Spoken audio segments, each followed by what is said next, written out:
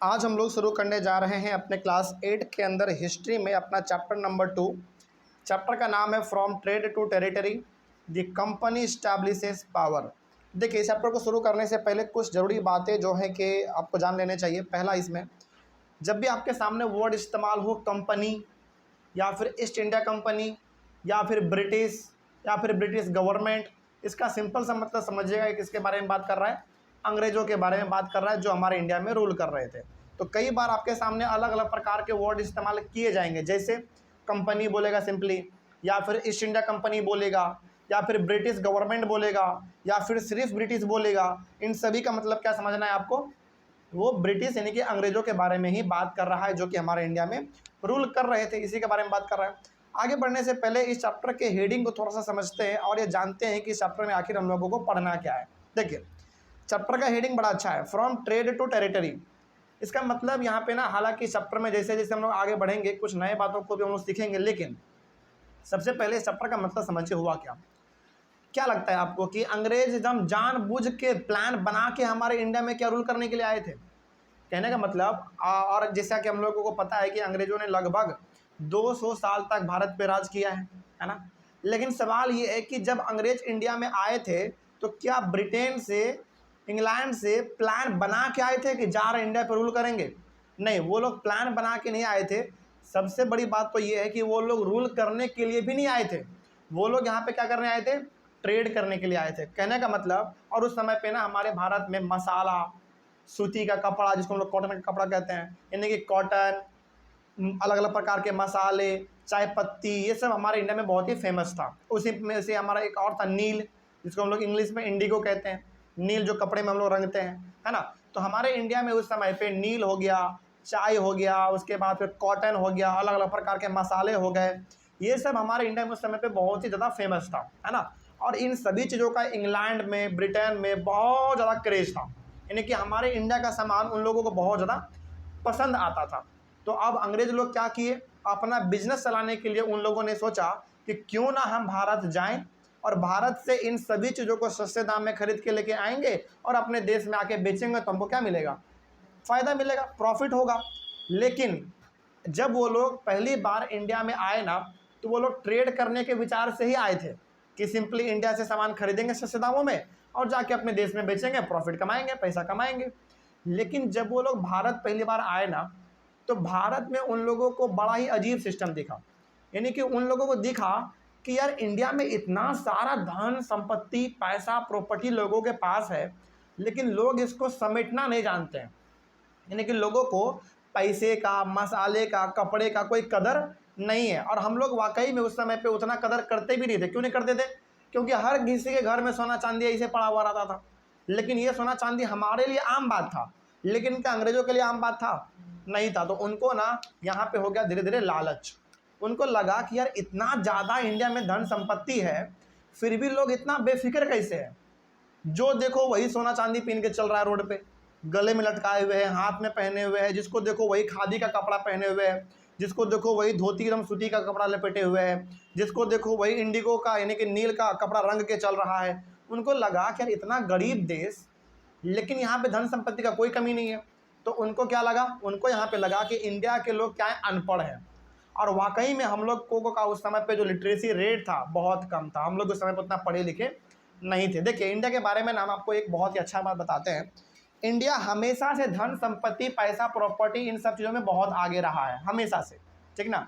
लेकिन ये सब चीज़ हम लोगों के पास इतना था, इतना ज़्यादा था कि हम लोग इसका कदर ही नहीं करते थे। लेकिन वही जब अंग्रेजों ने देखा ना, उसको लालच हो गया। उनको लगा कि यार इतना ज़्यादा धन संपत्ति होने के बावजूद, सोना चांदी होने के बावजूद, ये इंडियंस इसका केयर क्यों नहीं कर रहा है? जिसको देखो वही चांदी का लोटा लेके इस्तेमाल कर रहा है, जिसको देखो वही चांदी का लोटा इधर फेंका हुआ है, उधर फेंका हुआ है। और ये उस समय पे आम बात था हमारे यहाँ पे। तो अंग्रेज आए तो थे ट्रेड करने के लिए, लेकिन यहाँ पे इतना ज़्यादा रिसोर्स देखकर, सोना चांदी, कॉटन, इंडिगो, मसाले, है ना, अलग अलग प्रकार की चीज़ों को देखकर उनको हो गया लालच। और उन लोगों ने हम लोगों को कहना चालू कर दिया अनपढ़, गवार, जाहिल, ये सब कहना चालू कर दिया। और वो लोग आते थे एकदम सूट बूट पहन के, तो क्या उसके सामने में हम कुछ थे? कहाँ? हम लोग पहनते थे धोती कुर्ता, और वो आ रहे हैं एकदम पूरा सूट बूट पहन के आ रहे हैं और आके पूरा अंग्रेजी में बात कर रहे हैं। तो हम लोग ऑटोमेटिक अपने आप को क्या समझ लेते थे? छोटा समझ लेते थे, और जैसे हम लोगों ने अपने आप को छोटा समझना चालू किया वैसे उन लोगों ने हमारे ऊपर रूल करना चालू कर दिया। लेकिन रूल कैसे, एक दिन में हुआ होगा? नहीं, लंबा समय लगा होगा। वही हम लोग इस चैप्टर में पढ़ने वाले हैं। तो इस चैप्टर का मतलब समझ में आया क्या था? वो लोग करने तो आए थे ट्रेड, लेकिन क्या करने लग गए? टेरिटरी को हथियाने लग गए। टेरिटरी मतलब अपने कंट्री पे, यानी कि इंडिया पे उन लोगों ने क्या करने लग गया? कब्जा उन्होंने करना चालू कर दिया। तो चैप्टर का हेडिंग यही है, फ्रॉम ट्रेड टू टेरिटरी। यानी कि जैसे हम लोग कभी ट्रैवल करते हैं ना, पटना टू दिल्ली, यानी कि पटना से कहाँ जा रहे हैं? दिल्ली जा रहे हैं। वही यहाँ पे कहा गया ट्रेड टू टेरिटरी, यानी कि करने तो जा रहे हैं व्यापारी, सामान खरीदना है बेचना है, खरीदना है बेचना, ये करने जा रहे हैं। लेकिन करने क्या लग गए आप? हमारे कंट्री पे कब्जा करने लग गए, रूल करने लग गए, है ना। और ब्रैकेट में लिखा हुआ है द कंपनी स्टैब्लिशेस पावर। इसका मतलब हुआ कि इंडिया में अंग्रेजों ने किस तरीके से पावर अपना बढ़ाना चालू किया, वही हम लोग इसमें पढ़ने वाला है, ठीक ना। तो इस बात को हमेशा आप याद रखिएगा कि अंग्रेज हमारे इंडिया में रूल करने के लिए नहीं आए थे, ट्रेड करने के लिए आए थे, व्यापार करने के लिए आए थे। यानी कि सस्ते दाम में यहाँ से सामान खरीदना चाहते थे और जाके महंगे दाम में अपने कंट्री में बेचना चाहते थे। लेकिन यहाँ पे इतना रिसोर्स देखकर उसका माथा फिर गया और उनको हो गया लालच, और लालच हो गया तो वही हम लोगों को डरा धमका के क्या करने लग गए? रूल करने लग गए, ठीक है ना। यही था हमारा चैप्टर का हेडिंग का मतलब। अब थोड़ा सा हम लोग इसके इंट्रोडक्शन को ले लेते हैं। चले, चूंकि एनसीईआरटी के अकॉर्डिंग चल रहे हैं तो इंट्रोडक्शन भी बहुत इंपॉर्टेंट है। देखिए, अब सवाल ये है कि सर अंग्रेज हमारे इंडिया में आया कब, है ना। कोई एक पर्टिकुलर डेट तो होगा ना, कब आया, जरा देखते हैं इसके बारे में, समझिएगा, बहुत इंपॉर्टेंट से। हाँ, बहुत इंपॉर्टेंट है। Aurangzeb was the last great Mughal empire. Mughal empire का मतलब हो गया जो मुस्लिम राजा लोग थे बेसिकली। जो जैसे आपने नाम बहुत सुना होगा, औरंगजेब, अकबर, हुमायूं, है ना, ये सब कौन थे? मुगल एम्पायर थे। मुगल एम्पायर का मतलब जो मुस्लिम राजा लोग थे, है ना। जैसे उसी प्रकार से आपने हिंदू में भी सुना होगा, अशोका, है ना, विक्रमादित्य, भरत, ये सब हमारे कौन थे? हिंदू राजा लोग थे। उसी प्रकार से मुगल एम्पायर का मतलब हो गया मुस्लिम राजा लोग। उसी में से हमारा जो एक औरंगजेब था, ये लास्ट मुगल एम्पायर था।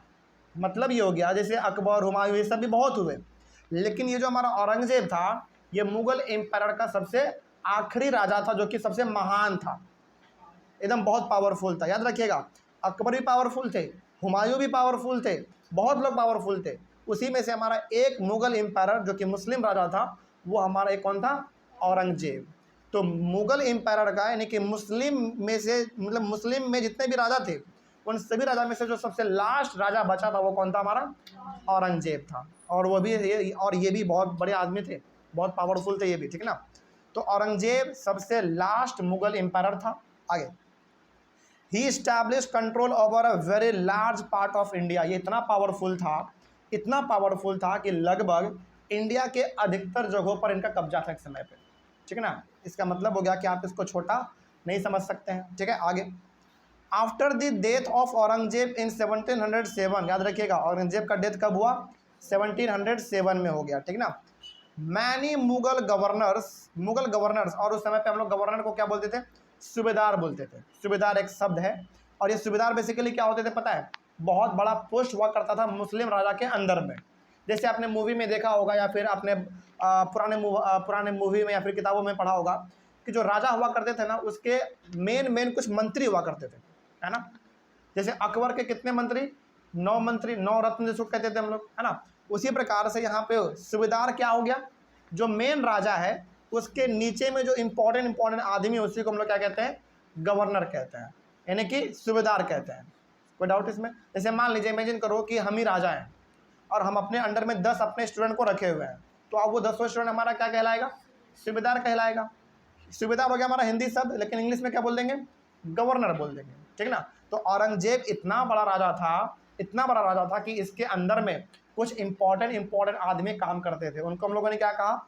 सूबेदार कहा। ओके, आगे, एंड बिग जमींदार, और कुछ बड़े जमींदार लोग जिसके पास जमीन बहुत हुआ करते थे, began asserting their authority and establishing regional kingdoms. देखो यहाँ पे ना मामला कहाँ पे हमारा उलट फेर हो रहा है, समझो यहाँ पे, बहुत इंपॉर्टेंट है।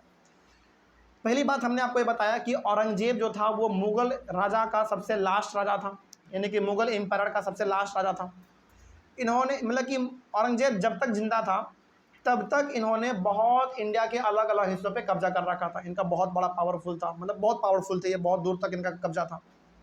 लेकिन जैसे ही औरंगजेब का डेथ हुआ, वैसे इसके जो सूबेदार लोग थे, इनके जो बड़े बड़े मिनिस्टर लोग थे, उनको लगा ना कि यार जब हमारा मालिक ही नहीं रहा तो अब हम काम किसके लिए करेंगे। सोचने वाली बात है ना। यानी कि जैसे औरंगजेब का डेथ हुआ तो इसको जो बड़े बड़े मंत्री लोग थे, जिसको हम लोगों ने क्या कहा, सूबेदार या फिर गवर्नर, जो भी बोल लो, इनको लगा ना यार जब हमारा अब राजा ही नहीं रहा तो हम काम किसके लिए करेंगे। तो हर इंसान ने क्या किया, अपने अपने किंगडम को अलग कर लिया। यानी कि उन लोगों ने डिसाइड कर लिया कि यार देखो हमारा राजा तो अब रहा नहीं, तो हम क्या करते हैं, इधर का एरिया हम ले लेते हैं रूल करने के लिए, इधर का एरिया तुम ले लो, इधर का हम ले लेंगे, उधर का तुम ले लेना। इस तरीके से सभी ने क्या कर लिया, अपने आप में बंटवारा कर लिया। क्यों बंटवारा कर लिया, क्योंकि मेन राजा तो अब रहा ही नहीं, तो रूल कौन करेगा भाई। तो इन लोगों ने रूल करने के लिए अपने हिसाब से जगह बांट लिया। ठीक है ना। आगे, due to the formation of many regional kingdoms in various parts of India, Delhi could no longer function as an effective centre. आपको पता है एक बात यहाँ पे ना बहुत अच्छा कहा गया है कि जब तक मुगल राजा लोग हुआ करते थे, अकबर, हुमायूं, ये सब, इन सभी का जो है ना सेंटर क्या हुआ करता था पता है, दिल्ली। यानी कि ये सभी लोग रूल कहाँ से करते थे, दिल्ली से करते थे। हाँ, दिल्ली से करते थे। लेकिन जब औरंगजेब रहा ही नहीं, तो क्या आपको लगता है कि दिल्ली अभी भी उतना ही पावरफुल रहा होगा? नहीं रहा। क्यों नहीं रहा? क्योंकि सभी लोगों ने अपना अपना एरिया बांट लिया, हमारा ये एरिया, हमारा वो एरिया, ये एरिया, वो एरिया। लेकिन जब औरंगजेब था, सबको बांध के रखता था। बांध के रखने का मतलब कंट्रोल हम ही करेंगे, लेकिन मेरे अंदर में तुम लोग काम करोगे। लेकिन जैसे औरंगजेब मरा, जितने भी उसके साथी लोग थे, सभी ने क्या कर लिया, अपना अपना एरिया बांट लिया। इस तरीके से दिल्ली अब जो है मेन सेंटर नहीं रह पाया। तो दिल्ली अपना धीरे धीरे अस्तित्व क्या करने लग गया, खोने लग गया। सिंपल। आगे, after the death of Aurangzeb a new power was emerging, that is British power. और जैसे ही औरंगजेब का मृत्यु, मतलब कि औरंगजेब का मृत्यु हुआ, वैसे ही हमारे इंडिया में एंट्री किसका होता है, अंग्रेजों का एंट्री होता है। और एंट्री बेसिकली रूल करने के लिए नहीं होता है, एंट्री बेसिकली होता है ट्रेड करने के लिए। लेकिन अब सवाल है कि सर, पढ़ने वाले हैं हम लोग अंग्रेज के बारे में, पढ़ा रहे हैं आप औरंगजेब के बारे में। देखो दोनों में कनेक्शन है। कनेक्शन कैसे है? कनेक्शन इस रूप में है कि जब मुगल का आखिरी राजा मरा औरंगजेब, तभी हमारे इंडिया में एंट्री किसका हुआ, अंग्रेजों का हुआ। क्या दोनों में कनेक्शन नहीं है? बिल्कुल कनेक्शन है भाई। तो अब आप यहाँ पे खुले तौर पे ये बता सकते हैं, यदि आपसे कोई पूछेगा कि बताओ अंग्रेज हमारे इंडिया में कब आया, तो आप बताइएगा कि देखो 1707 में औरंगजेब का मृत्यु हुआ, उसके बाद हमारे इंडिया में अंग्रेजों का आना जाना चालू हो गया। और जब आना जाना चालू हुआ तो रूल करने के लिए नहीं हुआ था, ट्रेड करने के लिए हुआ था। लेकिन बाद में लालच बढ़ने की वजह से उन्होंने क्या करना चालू कर दिया, रूल करना चालू कर दिया। वो खैर अलग बात है, हम लोग बाद में देख लेंगे। तो आपको यहाँ पे ये समझ में आ गया होगा कि अंग्रेज आखिर इंडिया में एंट्री कैसे मारता है। समझ में आ गया? तो इस बात को ध्यान रखिएगा, ये चैप्टर ना बहुत इंपॉर्टेंट है। और इस चैप्टर में, खास करके इस चैप्टर में, याद रखने से ज़्यादा आपको समझना पड़ेगा। क्योंकि यदि आप इस चैप्टर को समझ लिए ना अपने हिसाब से, तो आंसर कैसे भी पूछा जाए आप इसका जवाब दे देंगे। ठीक है ना। तो याद रखिएगा इस बात को। कोई डाउट यहाँ समझने में? तो अभी तक जो हम लोगों ने पढ़ा, इसको समराइज करते हैं। पहला आपने ये पढ़ा कि चैप्टर का नाम है हमारा फ्रॉम ट्रेड टू टेरिटरी। इसका मतलब हो गया कि अंग्रेज जब हमारे इंडिया में आए थे तो ट्रेड करने के लिए बेसिकली आए थे, व्यापार करने के लिए आए थे। और व्यापार किस चीज़ का करने के लिए आते थे? कॉटन का, मसाले का, इंडिगो का, चाय का, इन सब चीज़ों का। लेकिन उनको यहाँ पे इतना ज़्यादा ये सामान दिखा कि उनका लालच बढ़ गया और धीरे धीरे इंडिया पे अंदर, मतलब इंडिया के ऊपर कब्जा करना चालू कर दिया। लेकिन हमारा कहानी शुरू कहाँ से होता है? कहानी शुरू होता है औरंगजेब से। औरंगजेब मुगल का, यानी कि औरंगजेब एकलौता ऐसा आखिरी राजा था जो कि मुस्लिम था। जैसे ही उसका मृत्यु हुआ 1707 में, यानी कि 1707 में, उनके जितने भी बड़े बड़े मिनिस्टर थे उन सभी ने क्या कर लिया, अपना किंगडम बांट लिया। यानी कि उन्होंने बोल दिया कि देखो भैया अब हमारा राजा तो रहा नहीं, तो अब रूल कौन करेगा। तो एक काम करते हैं, सब लोग आपस में अपना अपना एरिया बांट लेते हैं। सभी ने अपना अपना एरिया बांट लिया। और जब सभी ने अपना एरिया बांटा तो बताओ क्या दिल्ली उसी प्रकार से जाना जाने लगा जो पहले जाना जाता था? नहीं, दिल्ली अपना अस्तित्व धीरे धीरे खोने लग गया। और इसके बाद ही हमारे इंडिया में एंट्री होता है अंग्रेजों का, वो भी ट्रेड को लेकर। लेकिन बाद में उसका लालच बढ़ता है तो फिर वो रूल करना चालू कर देते हैं। हम लोग बाद में देख लेंगे, यहाँ तक तो कोई डाउट नहीं है। चलो, ये हो गया हमारे चैप्टर का बहुत ही अच्छा खासा इंट्रोडक्शन। उसके बाद हमारा है इसमें चैप्टर में सबसे पहला टॉपिक है the east India company comes east. देखो याद रखिएगा, यहाँ पे ना हम लोग अंग्रेजों को हमने कहा था कि यदि आपके सामने वर्ड इस्तेमाल हो कंपनी या फिर ईस्ट इंडिया कंपनी, इसका मतलब क्या समझना आपको, अंग्रेज़ के बारे में ही बात कर रहा है। अच्छा, अंग्रेज़ों के बारे में यहाँ पे ईस्ट इंडिया कंपनी क्यों कहा गया पता है? क्योंकि अंग्रेज सबसे पहली बार भारत में कहाँ पे आए थे पता है आपको? ईस्ट में आए थे, और ईस्ट में भी कहाँ पे? बंगाल में। आप इंडिया का मैप देखिए, वेस्ट बंगाल किधर पड़ रहा है आपको? ईस्ट में पड़ रहा है। तो सबसे पहले हमारे इंडिया में जो अंग्रेज आए थे वो बंगाल में आए थे, और बंगाल हमारा पड़ता है ईस्ट में, इसीलिए अंग्रेजों को हम लोग क्या बोल देते हैं? East India company. क्यों? क्योंकि वो पहली बार कहाँ आए थे? ईस्ट में आए थे, इसीलिए हम लोग कह देते हैं इसको। कोई दिक्कत इसमें?